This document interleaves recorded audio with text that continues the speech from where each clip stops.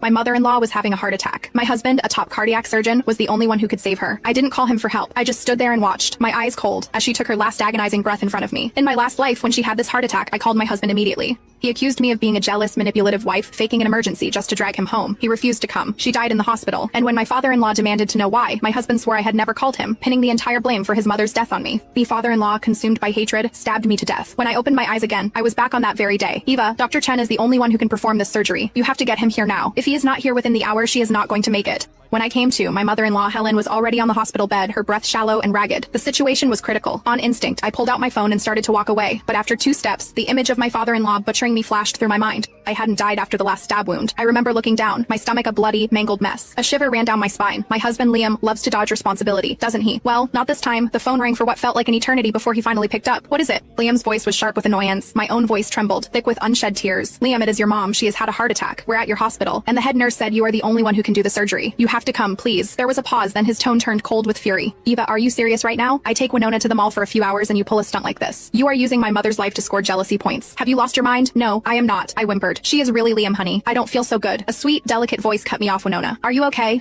Liam's voice instantly shifted to panicked concern. He didn't forget to hiss a final threat into the phone. Eva, I hope you are happy now, and you better stop cursing my mother with these fake illnesses, or I swear to God, you'll regret it. He hung up. I looked up. The faces of the emergency room staff around me were a mixture of awkwardness and pity. I offered them a helpless smile. Last time, I'd rushed out of the room to make the call, trying not to upset Helen further. But when everything went to hell, Liam, terrified of the hospital's reprimand and his father's wrath, denied I had ever contacted him. This time, I made sure to make the call in front of everyone. I needed witnesses, but that wasn't enough. I hit redial once, twice, 3 times. On the 4th try, the call wouldn't go through.